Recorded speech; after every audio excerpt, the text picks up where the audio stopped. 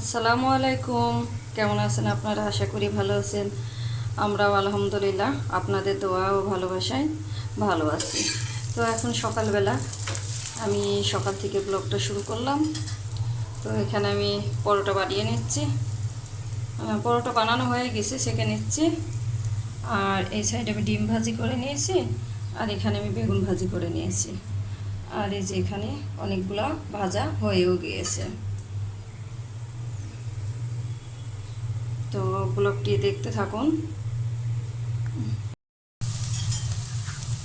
তো চলে আসলাম দুপুরে রান্নায়। এখানে আমি পেঁয়াজ দিয়ে দিয়েছি ভাজি হওয়ার জন্য। আর এখানে আমি যে চর্বি আর একটু গোশ ছিল ওইটা কেটে নিয়েছি, খিচুড়ি রান্না করব। পেঁয়াজটা ভাজি হয়ে গেলে আমি বাকি মশলা দিয়ে দেব। তারপরে তো এখানে পরিমাণ মতো হলুদের গুঁড়া দিয়ে দিলাম, লবঙ্গ, দারচিনি, তেজপাতাও দিয়ে দিয়েছি, ধনিয়া গুঁড়া,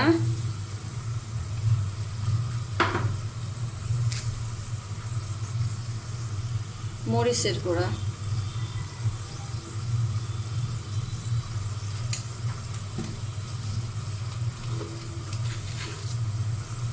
লবণ,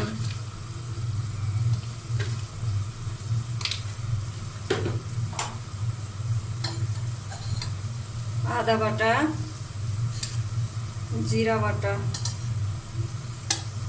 রসুন বাটা,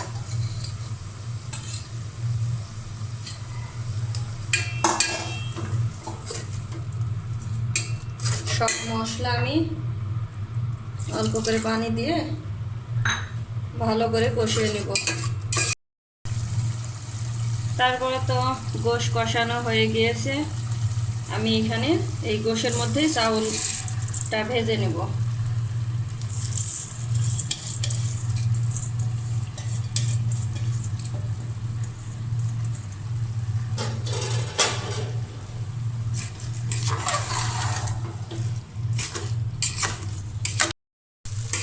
এখানে তো চাউলটা আমি ভালো করে কষিয়ে নিয়েছি, কষানো হয়ে গিয়েছে।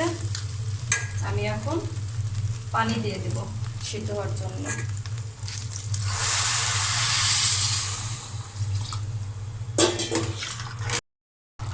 তারপরে এই তো খিচুড়িটা হচ্ছে, অনেকটাই হয়ে এসেছে। তারপরে তো এখানে খিচুড়ি রান্নাটা হয়ে গিয়েছে, আমি চুলাটা বন্ধ করে দিয়েছি। এখানে আমি বাঁধাকপির পাকোড়া বানাবো, পাকোড়া বড়া যেটাই বলেন।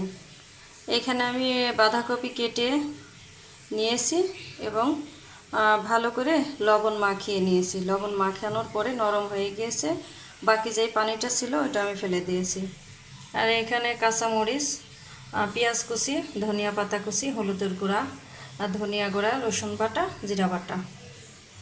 আর এখানে হচ্ছে মসুরের ডাল বেটে নিয়েছি, আর অল্প একটু বেসন দিয়েছি। আর আমি অ্যাড করব একটা ডিম। তারপরে তো এখানে আমি সুন্দর করে মাখিয়ে নিয়েছি। এখন আমি এভাবে তেলের মধ্যে দিয়ে দেব।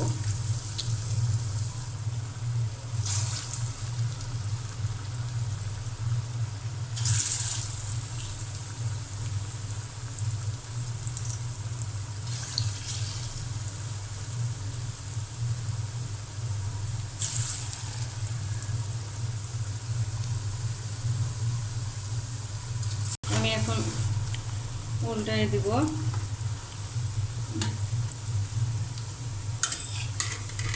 তারপরে তো হয়ে গিয়েছে, আমি এখন উঠাই নিচ্ছি।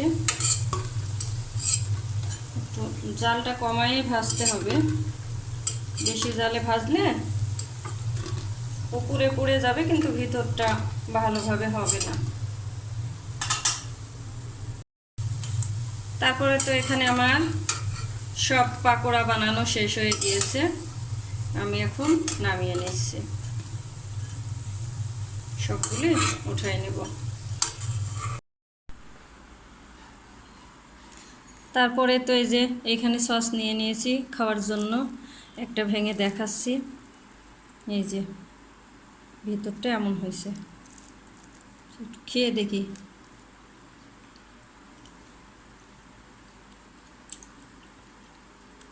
অনেক টেস্ট। আপনারা এভাবে বানিয়ে খেয়ে দেখবেন। তো ভিডিওটি আমি আজকে এখানে শেষ করব। যদি ভালো লাগে চ্যানেলটি সাবস্ক্রাইব করে দেবেন, পাশে থাকবেন, একটি লাইক দিবেন, কমেন্ট করবেন। আসসালামু আলাইকুম।